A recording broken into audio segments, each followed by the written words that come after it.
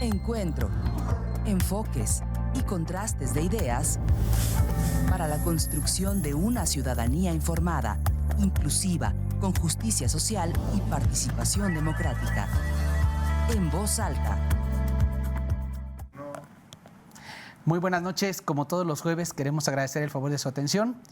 Esta ocasión vamos a tener un tema de suma relevancia como todos los jueves, pero hoy de manera particular creo que le puede servir a usted para una especie de orientación pedagógica en relación a las vacunas que hay en México, en relación a las vacunas que se mueven en el mundo para prevenir esta enfermedad llamada COVID-19 causada por un virus llamado SARS-CoV-2, y creo que nada más relevante y nada más importante que una opinión científica. Por eso esta noche hemos invitado a Karina Whitehouse, quien es doctora en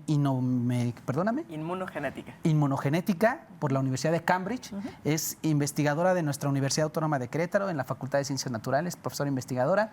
Y la verdad es que, Karina, te quiero agradecer mucho el espacio que nos abres para platicar estos temas, porque creo que en el común de la sociedad a veces nos hace falta una orientación y ojalá que este programa pudiera servirnos para comprender qué está pasando con el tema de las vacunas, qué está pasando con el tema del COVID-19, cómo vamos en México con esos temas.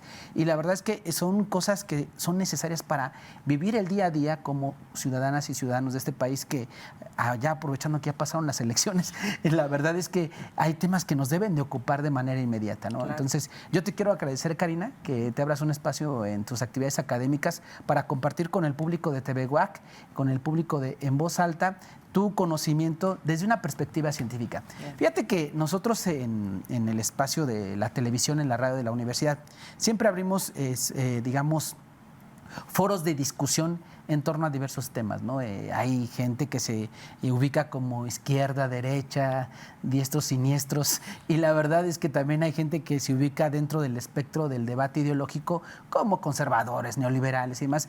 Y nosotros en los medios de la universidad siempre buscamos tener voces que en otros espacios no encuentran apertura.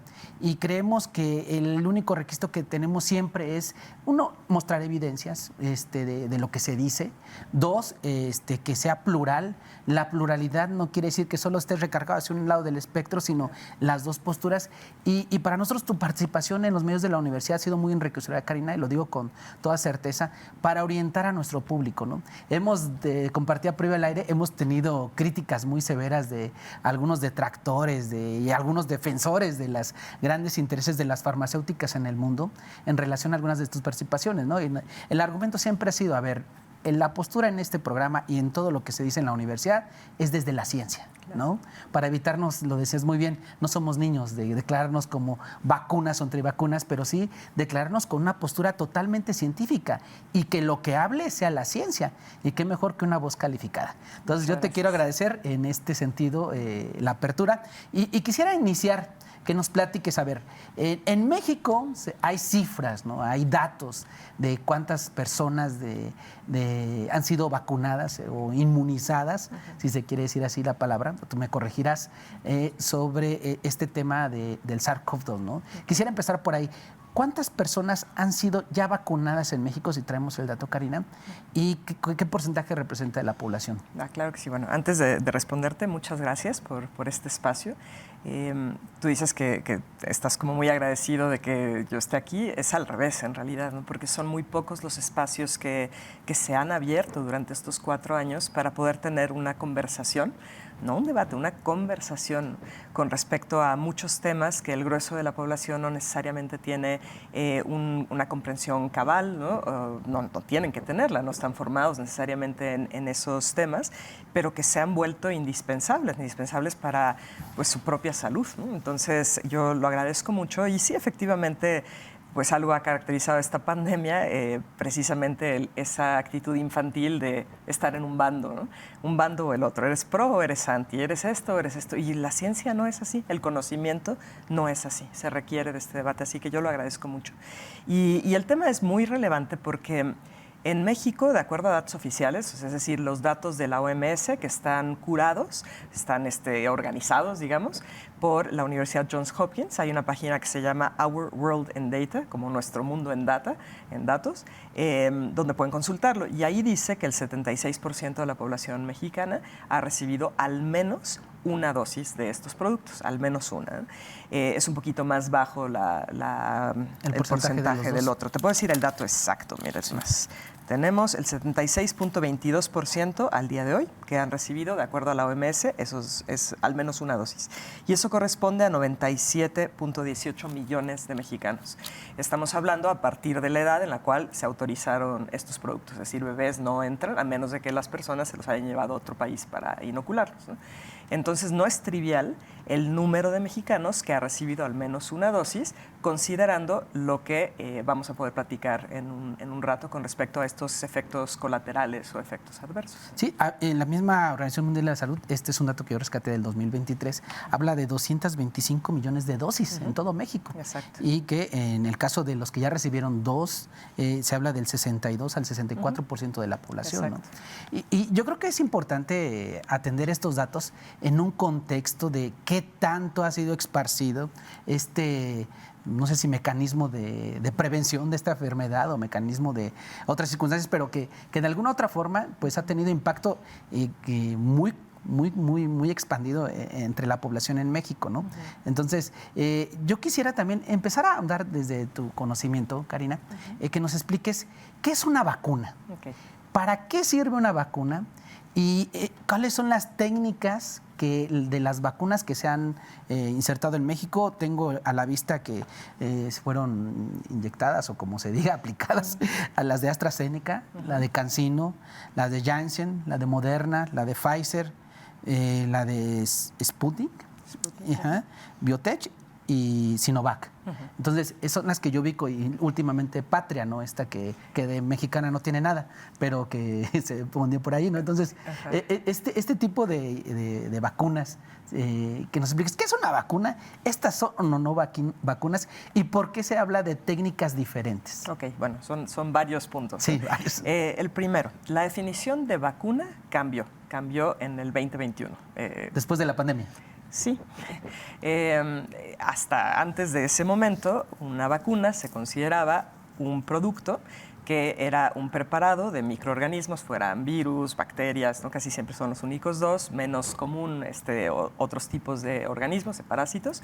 Entonces, la preparación de estos ya fuera inactivado, que ya no pueden reproducirse, o atenuado, pueden reproducirse, pero no hacen daño, ¿no? Eran como los dos tipos de vacunas que había y que, muy importante, no ocasionaran un problema a la persona que lo recibe o al animal que lo recibe, y que confiriera una inmunidad contra esa enfermedad. Palabras más, palabras menos, esa era la definición que pueden encontrar en todos los libros de inmunología y en los registros de Internet, pues de la CDC, de la FDA, previo a esa fecha que te digo. Para que nuestro público no entienda, perdón que te interrumpa. Entonces, cuando hablo de vacunarme de cualquier cosa, no hablamos contra SARS-CoV-2, de cualquier vacuna, nos están inyectando una bacteria o un virus digamos, inofensivo. Exacto. Y que solo tiene como propósito que nuestro cuerpo lo ubique para generar anticuerpos. No solo anticuerpos, esa es una de las ramas, pero en general para responder, muy parecido a como hubieras respondido si te hubieras infectado de manera natural,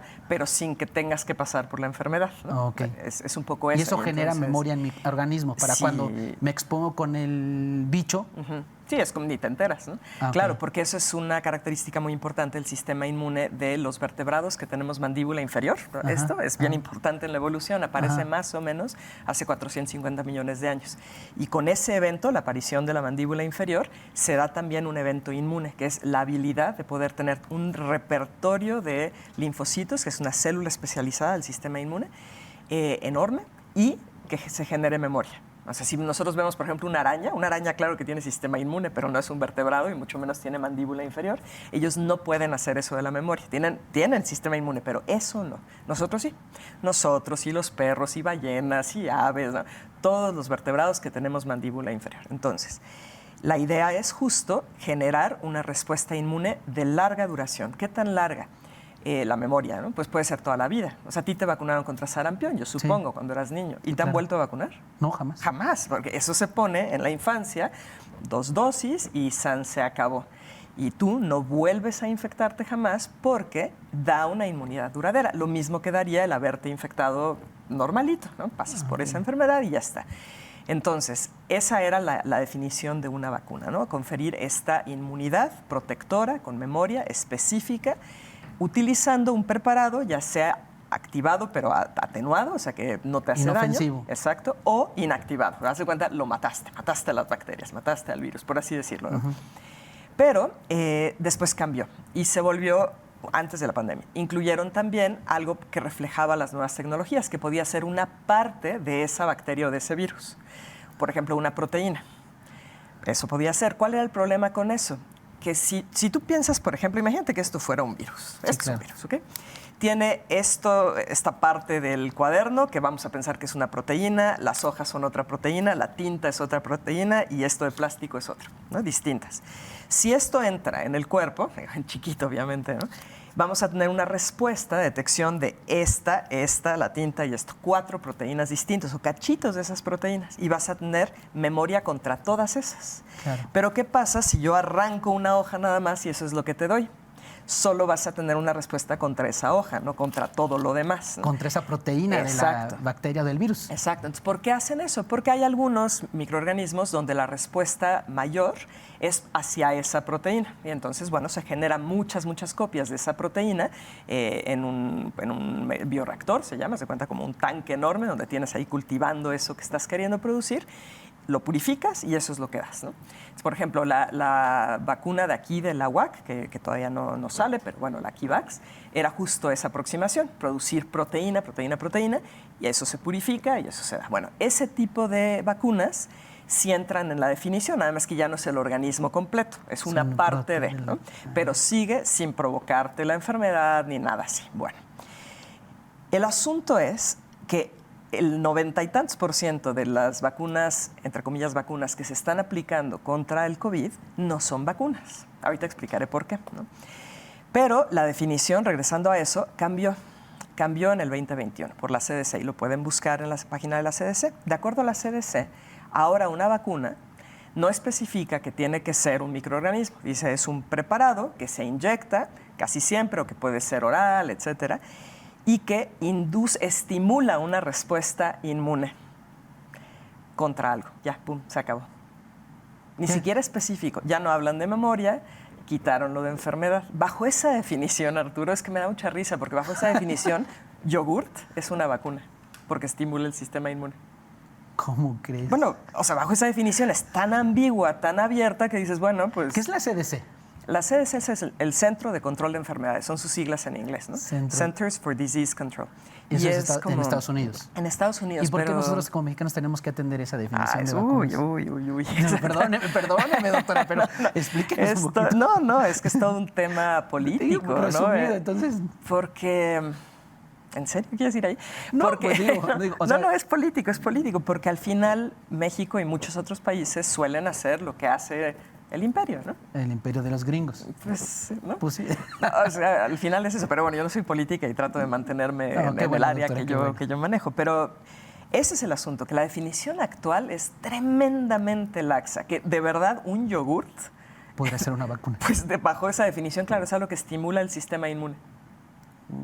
O sea, es una cosa muy extraña, pero ¿por qué lo hicieron? ¿Por qué ese cambio?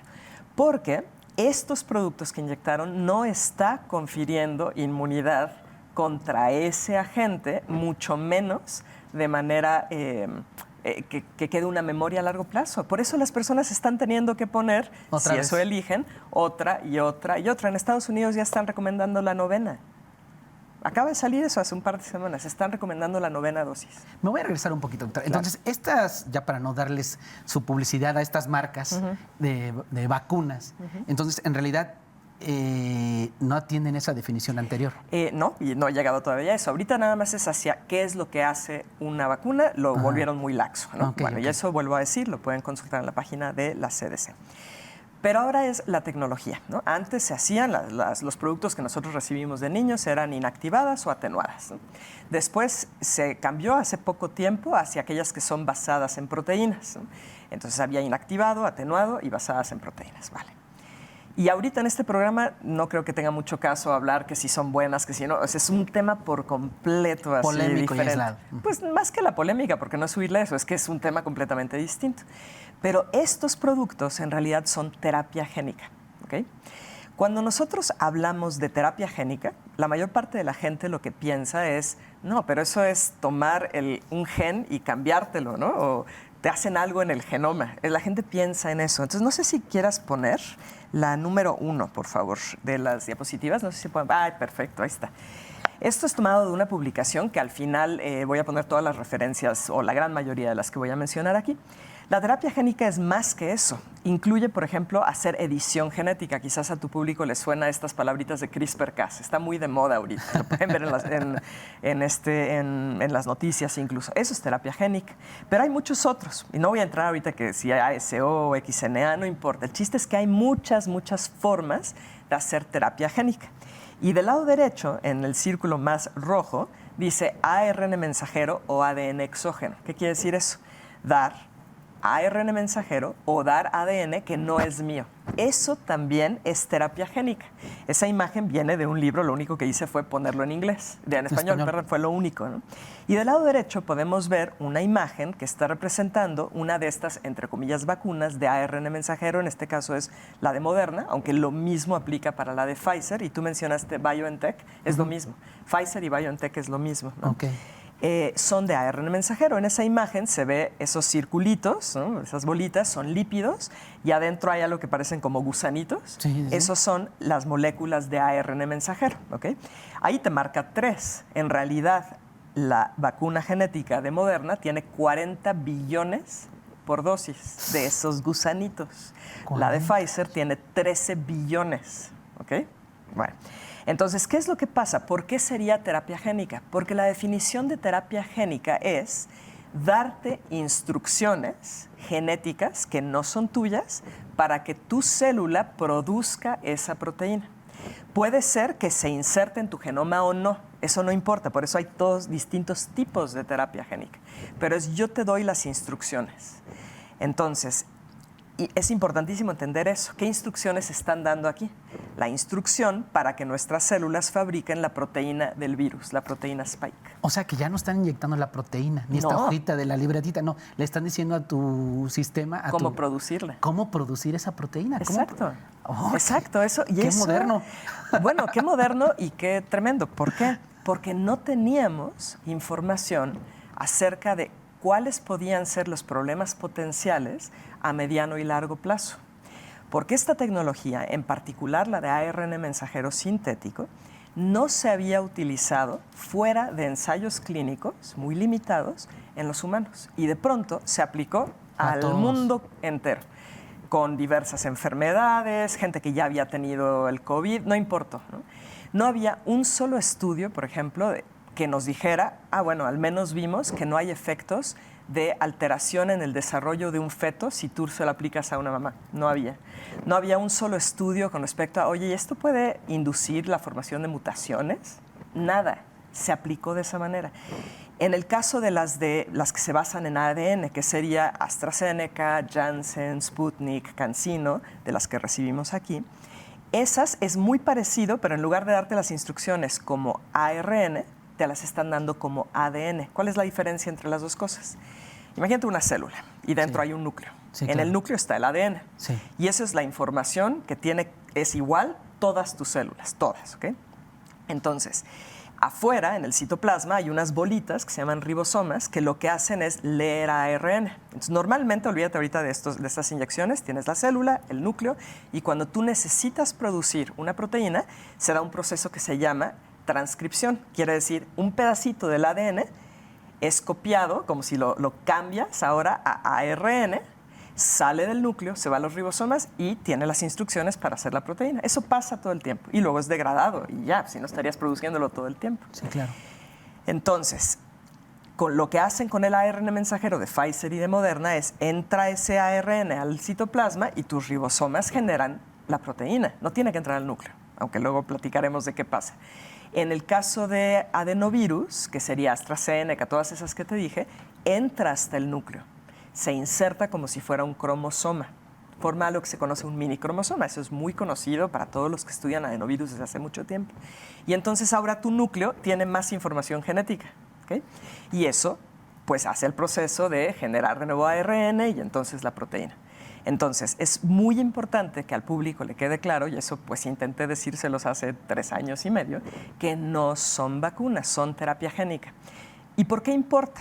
¿Pueden poner la 2, por favor? Importa porque las definiciones, las palabras, los conceptos que tenemos nos anclan con lo que creemos saber de algo, ¿no? Entonces, si hubieran dicho, ponte la terapia génica para salvar vidas, en lugar de ponte la vacuna para salvar vidas, es probable que algunos dijeran, espérame tantito, ¿no? Usaron la palabra como muy genérica, aunque en realidad se trataba de terapia génica. Y eso es a lo que voy, que importa. Las definiciones, entender conceptos, importan. Y pues lamentablemente eso fue lo que hicieron.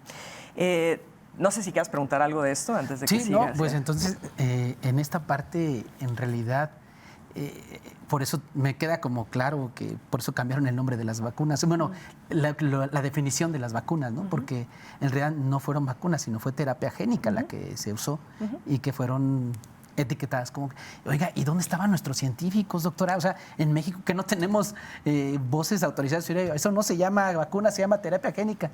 Digo, me queda claro que igual tú entraste en temas, ¿no? Pero la comunidad científica de este país, ¿qué hizo? Bueno, qué curioso que hayas dicho voces autorizadas, porque yo diría que en ciencia no tendría que haber voces autorizadas, solo tendría que haber voces y una discusión, porque eso automáticamente le pone el tú sí puedes hablar, tú no, pero sé hacia dónde vas, ¿no? Yo lo digo de autorizar con conocimiento, porque Juan Pedro como yo no podemos hablar de esto porque no tenemos la preparación científica, pero un científico como usted o como otros miembros de la comunidad científica sí son voces autorizadas porque saben, ¿no? Claro, o sea, voces con conocimiento, digamos, ¿no? Bueno, tiene razón, voces con conocimiento. Digamos que el otro tiene un rollo jerárquico medio lleno.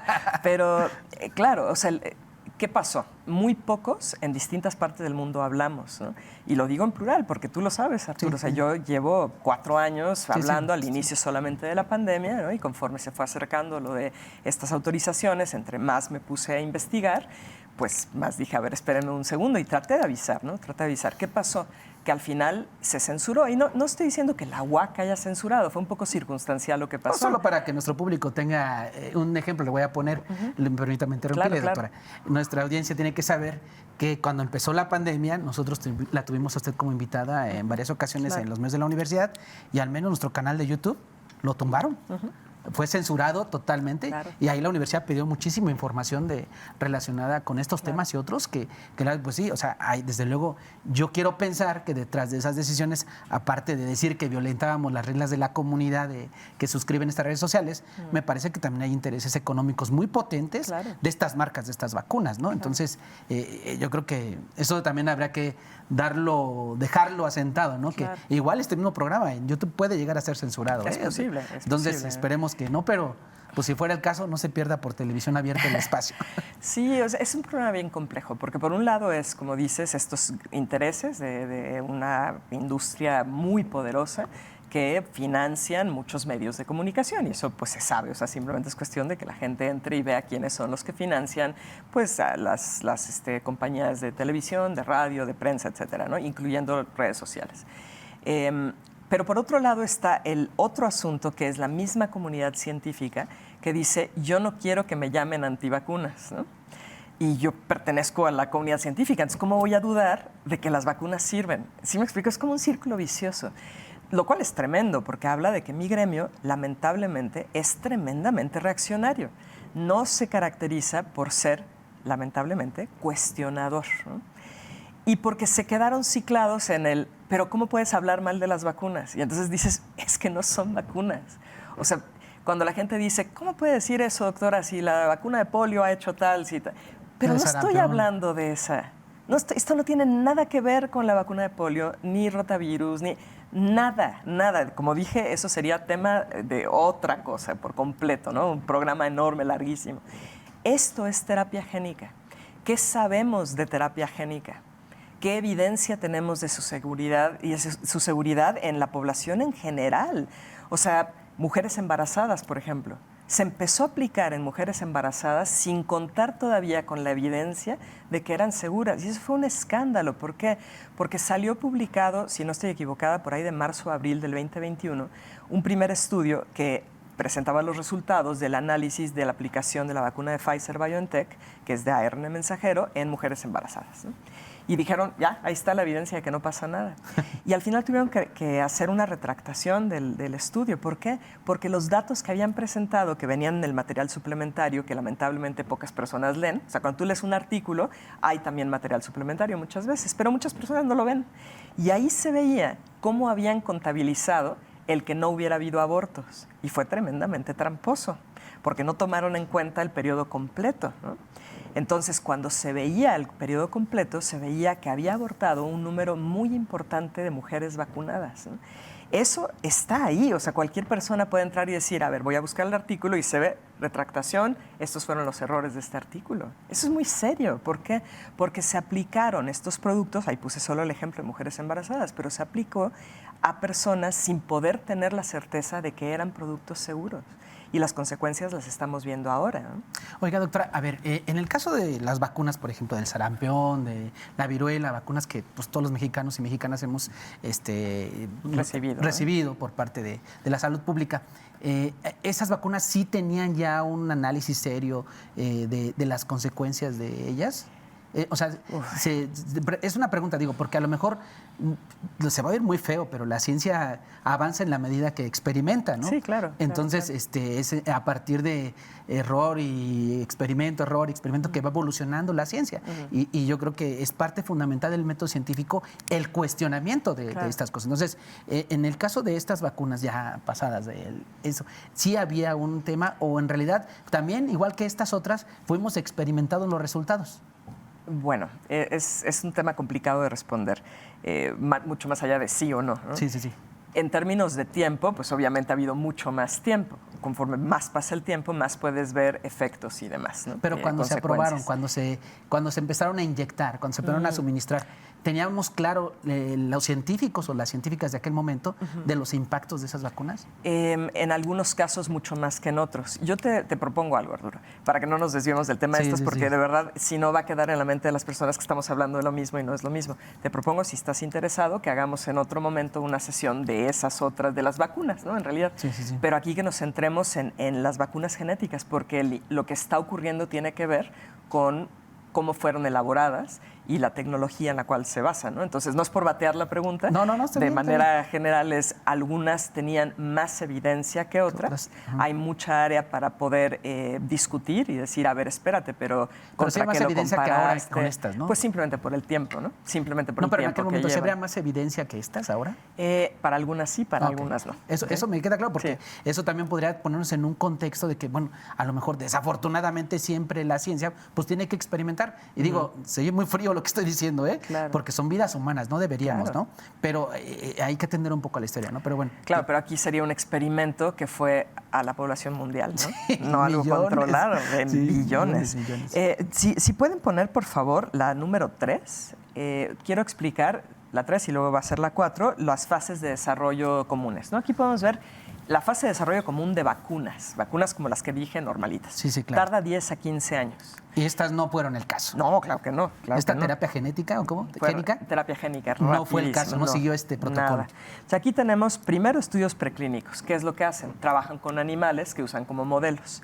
Y ahí lo que más les interesa, además de ver si tienes una respuesta inmune, es, bueno, el animal tiene una respuesta inmune, si hay alguna alerta de seguridad. Y si la hay, repiten o reevalúan y demás. Si no hay alertas de seguridad, es decir, no se te mueren los animales, no ves problemas de desarrollo, lo que sea, entonces ya empiezas los ensayos de fase clínica. Sí, si quieres, para no interrumpir esta parte, doctora, ¿te parece bien que vayamos a un corte? Claro. Y al regreso... ¿Lo vuelvo a retomar? Sí, retomamos el tema para efectos de que nuestra audiencia tenga mayor claridad. Claro. Estamos con Karina Whithouse. Acevedo Whithouse, especialista, una voz con conocimiento sobre el tema que nos aborda esta noche. Regresamos. Regresamos.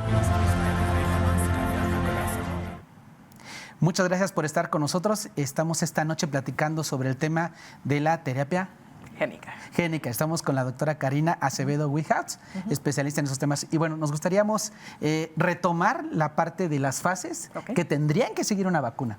¿Cómo ves si le entramos con eso? Sí, perfecto. Si ponen por favor la número 3, perfecto. Entonces decía, estudios preclínicos con animales. Y ahí identifican que hay problemas de seguridad, paran, lo vuelven a intentar o de plano dicen ya no. Y si no hay problemas, entonces ya entramos a los ensayos clínicos, que requieren voluntarios, ¿no? Entonces ya son con humanos. Y está la fase 1, y ahí, sobre todo, ven si hay problemas de seguridad. Si sí hay problemas de seguridad, tienen que volver a reevaluar las dosis óptimas, volver a hacerlo. Si no hay, pasan a la fase 2. Y ahí que ven si hay problemas de seguridad y si funciona, ¿no? Porque pues, si no te funciona de nada, ¿para qué lo haces? Y ahí tienes dos posibilidades. Si sí hay problemas de seguridad o si no funciona, se cancela el estudio, ya. Pum. Muchos ensayos clínicos quedan en ese nivel. Pero si no hay problemas, pasas a la fase 3, que es con más personas, típicamente en decenas de miles de voluntarios. Y ahí de nuevo vemos alertas de seguridad o falta de eficacia. Si sí, se cancela o se reevalúa. Y si no, pasamos a una aprobación, una autorización o aprobación, empiezan a fabricarlo a gran escala y luego se lleva a cabo un monitoreo post-aprobación.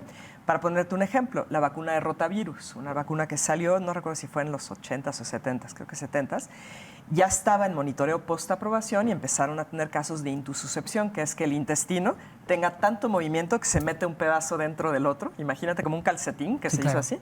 Y eso es peligrosísimo porque se necrosa, pierde oxígeno, pierde sangre y entonces pues, puede matar. Y entonces eso pasó con algunos niños que habían sido vacunados y ahí lo pararon. Eso sería la alerta de seguridad en el monitoreo post-aprobación. Y dicen, no, pues ya esto no es seguro, ¿no? Okay. Eso sería lo típico y tarda 10 a 15 años. Ahora, si pueden poner la siguiente, por favor. Esto es lo que ocurrió con las vacunas genéticas anti-COVID. Entonces, no hicieron estudios preclínicos antes de empezar los estudios clínicos con esos productos, sino que usaron los que ya estaban disponibles con tecnología semejante. ¿Okay? ¿Había alertas de seguridad identificadas? Sí o no, no importó, pasaron a los ensayos de fase 1 al mismo tiempo. Por eso la línea del tiempo ya no es horizontal, es así, ¿no? Vertical. Exacto. Como todo lo autoritario. Sí. Y al mismo tiempo hicieron fase 2 y fase 3. Algunas de estos productos, algunas marcas, los hicieron al mismo tiempo. Fase 1, fase 2 y fase 3. Las autorizaron incluso sin haber terminado los ensayos de fase 3. Y fíjate dónde empiezan a fabricarlas. En fase 1. ¿Realmente crees tú que iban a decir si encontraban un problema de seguridad, no, todo lo que invertí no importa, lo pierdo? Por los millones de dólares, no creo, ¿verdad? Claro que no. Entonces ahí empezaron a fabricarlas. El monitoreo post-autorización comienza y no importa si han encontrado alertas de seguridad, con muy poquitas excepciones no han dicho, bueno, esto se para. Una excepción sería ahorita AstraZeneca, por ejemplo, ¿no? Eso fue el asunto y fueron autorizadas por emergencia, como digo, antes de que acabaran los ensayos de fase 3, que es lo que se ve en la caja gris de hasta abajo. Y por otro lado pasó algo que nunca había ocurrido, nunca en la historia de la vacunología. Desenmascararon al grupo control. ¿Qué quiere decir eso? Cuando tú haces ensayos clínicos tienes dos grupos, el que va a recibir la vacuna, o la vacuna genética en este caso, y los que reciben un placebo, que es una inyección de solución salina, lo que sea. Y no deben de saber ellos que recibieron, porque si no tienes la posibilidad de que haya efectos hasta psicológicos, ¿no? Claro. Bueno, entonces nadie sabe. Idealmente tampoco saben los médicos o las enfermeras que lo aplicaron, ¿no? Idealmente, doble ciego. Bueno. Antes de acabar en la fase 3, ya que contaban con la autorización, dijeron, no, es inhumano que los del grupo control no estén vacunados. Desenmascaremos, hay que decirles, tú recibiste placebo y los vacunamos. ¿Qué hace eso? Pues que ya no puedes saber lo que ocurrió terminando el estudio, ya no tienes un grupo control. Eso jamás había ocurrido. Y esto se dio, todo lo que está ahí, en 8 meses y medio. Sí, porque yo creo que el grupo control es importante porque Claro. ahí mides las consecuencias, ¿no? Por y ahí supuesto. no sabes, y ahí ya, si a todos los vacunaste y no les pusiste placebo, no sabes si los síntomas son de la vacuna o de otras cosas. Exacto. Sin embargo, si hay un grupo que no fue vacunado y no presenta estos síntomas que los que sí fueron vacunados, entonces sabes que la vacuna provocó ese síntoma, ¿no? Claro. Entonces eliminaron lo que posiblemente podían tener como consecuencias. Claro, y la lógica que ellos decían era, bueno, es que, como dije, es inhumano, ¿no? Pues hay que protegerlos, todo, pero entonces estás violando tus propias bases del ensayo clínico, ¿no? Que requiere forzosamente un grupo control, sobre todo si estás usando, como fue el caso aquí, productos que no se habían utilizado antes fuera de ensayos clínicos que ni siquiera llegaron a fase 3, ¿no? Entonces, eso es algo muy serio. Y yo sé que hay personas que dicen, ay, pero Karina, o sea, estamos en el siglo XXI, tenemos tecnología que nos deja saber que todo estaba bien, pero el tiempo es el tiempo. A menos de que esos científicos que me han dicho eso sean chamanes, no podemos viajar en el tiempo. ¿Estás de acuerdo, no? O sea, vaya, no. Si tú quieres ver lo que ocurre después del embarazo, te tienes que esperar hasta después del embarazo. Si tú quieres saber cuáles son los efectos adversos a 5 años, te tienes que esperar 5 años. ¿Qué quieres que te diga, no? No importa la tecnología que tengas. Entonces, eso fue otro problema. Y entonces, bueno, hay quien dice, pero es que estábamos en una emergencia, ¿no? Estábamos Justo, realmente doctora, le quería decir, persiguiendo eso. yo recuerdo algunas voces que decían, oigan, pues nos tenemos que brincar esto, porque sí o sí, y el virus está causando muertes.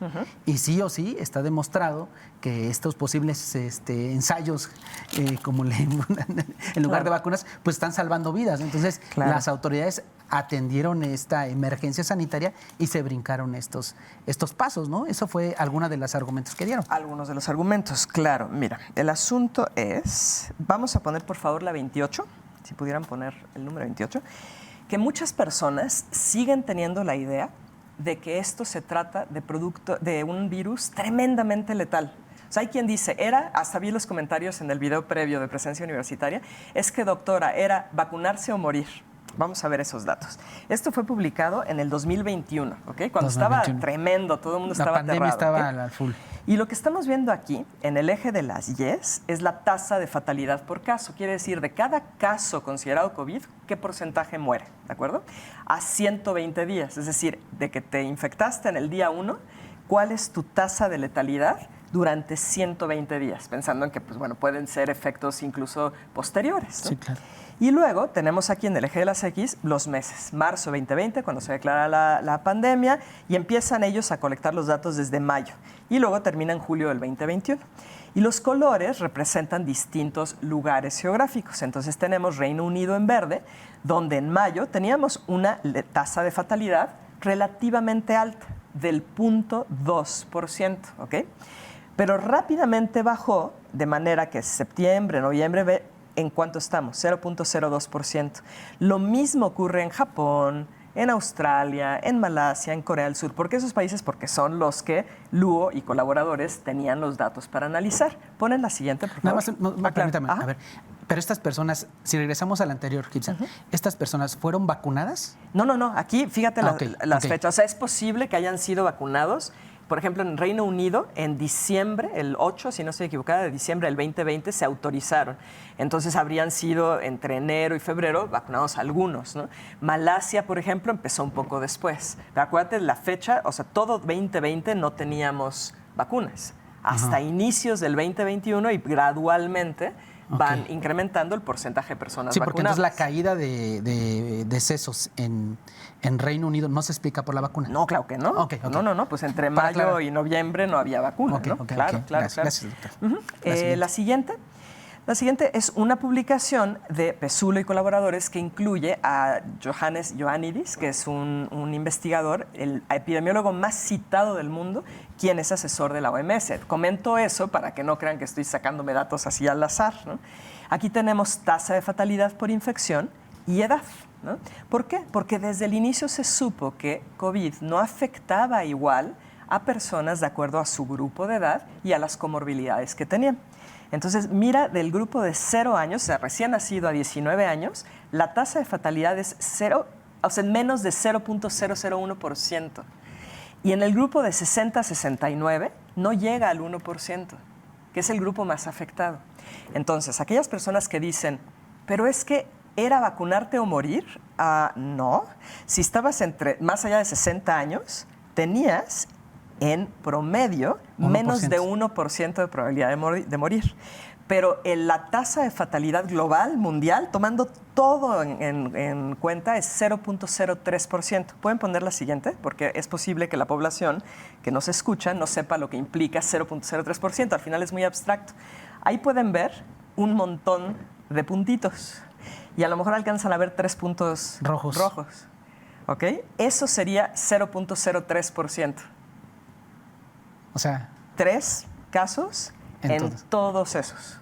Eso es la tasa de fatalidad global de COVID. Así que no era o me vacuno o muero. O sea, vaya, lo puse así porque es muy gráfico. La ciencia es dura, la ciencia son números, ¿no? No son emociones, la ciencia son datos, ¿no? Claro, y qué bueno que dijiste eso, porque al final es como, justo, la ciencia no son emociones, pero lo que predominó en esta pandemia y a la fecha, viendo los comentarios de algunos en lo de TVWAC, lo que predominó fue la emoción.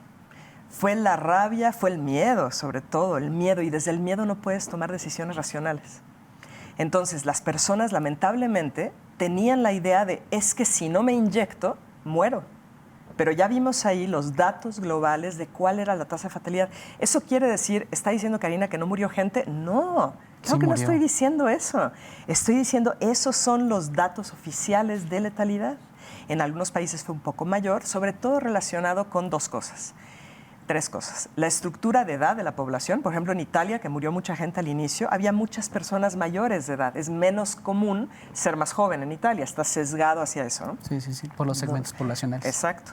2, comorbilidades. No es lo mismo que te infectes teniendo tú, no sé, problemas inflamatorios, diabetes, cosas así, que si estás sano, ¿no? O sea, no es lo mismo.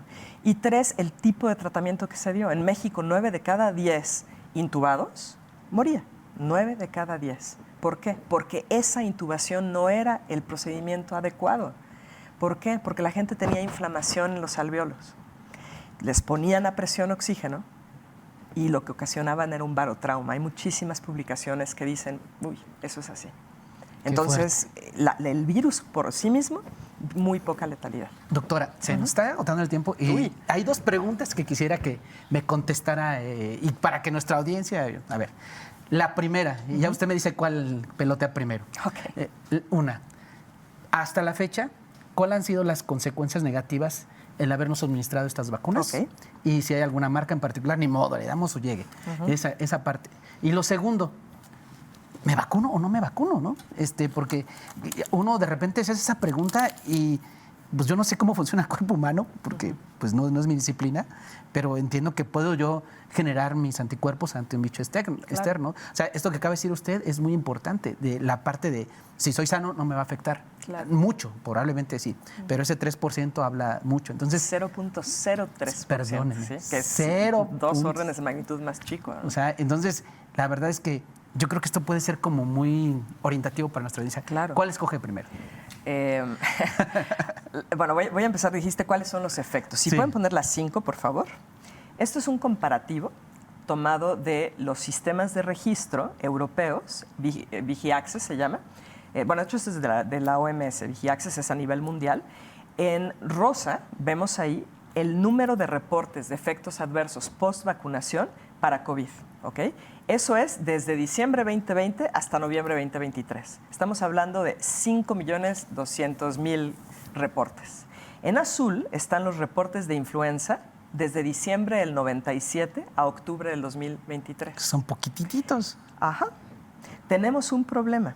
Y en los ensayos clínicos de fase 3, cuando los completaron, porque recuérdate que los autorizaron antes de haberlos completado, 1 en cada 800 inoculados tuvieron efectos adversos serios. Eso es algo muy, muy, muy serio. Ahora, si pudieran poner, por favor... Doctora, antes de cambiar, a ver, regresemos en esta parte. Para que nos quede claro a nuestra audiencia. Perdón, doctora. No, claro, está perfecto. A ver, lo que está en rosita son personas, las edades en las que se ha reportado un tipo de consecuencia por haberse vacunado con estas marcas, Pfizer y Moderna. Entonces, las personas que reportan algún efecto secundario... No Pfizer y Moderna, o sea, COVID en general, ¿no? COVID. Olvídate ahorita de lo que dice abajo. Ok. Entonces, las vacunas COVID en general... Las vacunas COVID, la edad que mayor reportó consecuencias por haberse vacunado es de 18 a 44 y luego de 45 a 64. O sea, es la edad en la que... Pero ve la comparación, ¿no? Sí. O sea, de diciembre 2020 a noviembre 2023, menos de 3 años, más de 5 millones.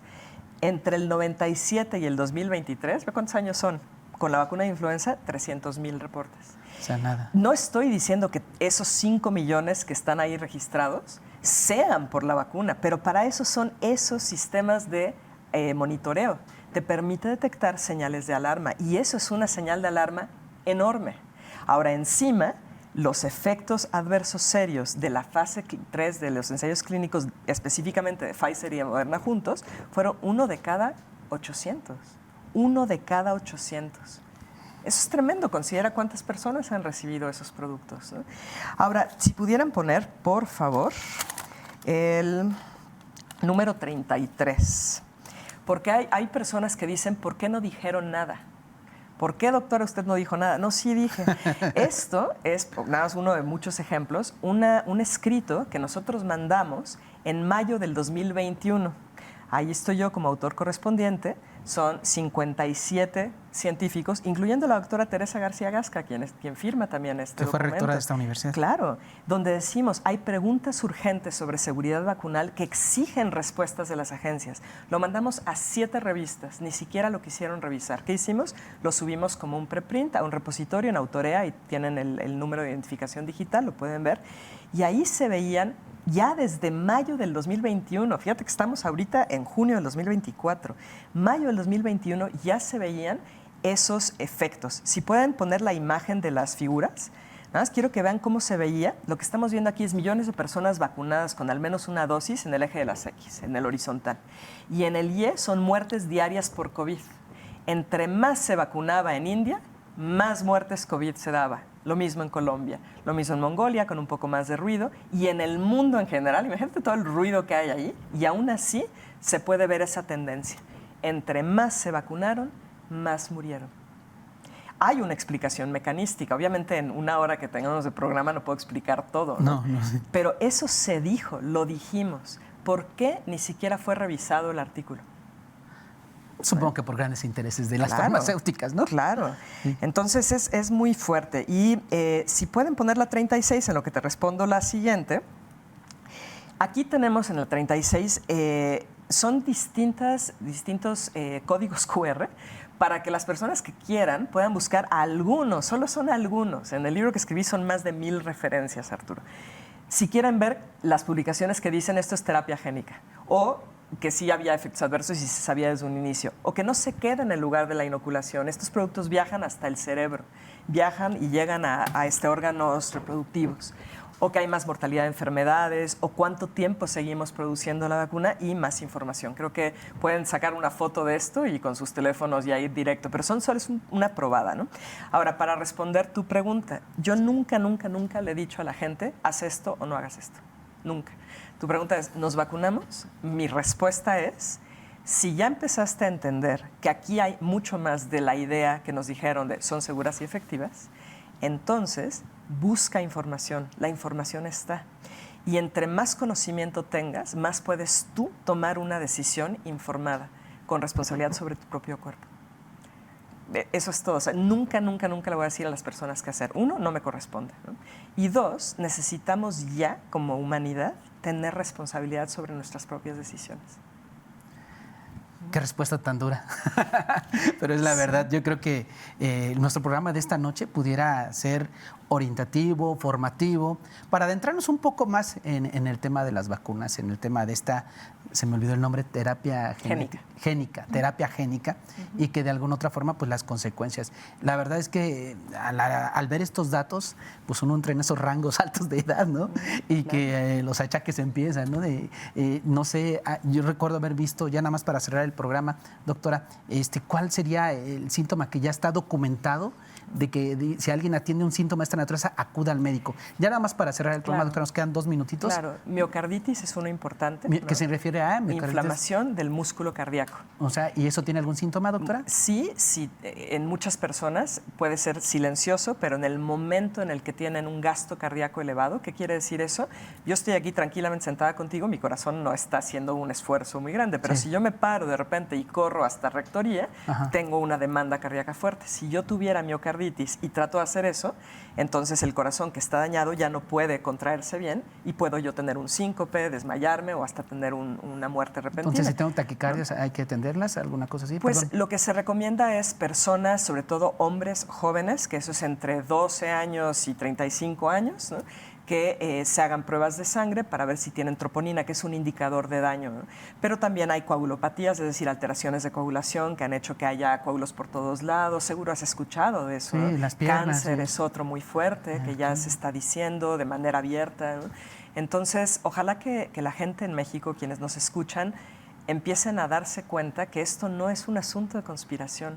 No lo es. Es un asunto de decir lo que está pasando. Y no es por generar miedo a las personas. Entre más sepan lo que les está ocurriendo, más pueden buscar ayuda. Porque hay ayuda, se puede ayudar. Ok, pues doctora, yo le agradezco muchísimo que nos haya abierto este espacio de reflexión, de diálogo. Yo creo que nuestros televidentes tienen acceso a información desde una postura científica y ya lo sabe, si tiene algún tema, pues siempre lo recomendable es acudir al médico. Y bueno, ¿dónde podemos encontrar mayor información, doctora? En uno de los códigos QR del lado derecho abajo, ahí hay dos lugares. Uno es un canal en Telegram donde he estado compartiendo por años, está todo ahí del libre acceso, artículos, etcétera. Y el del lado derecho es el libro que acabo de publicar de efectos adversos, que tiene, pues como digo, información de más de 1000 referencias y que detallo todos estos temas. Doctora Karina, le agradecemos muchísimo su espacio y le agradecemos sobre todo a usted el favor de su atención. Que pase muy buenas noches. Gracias.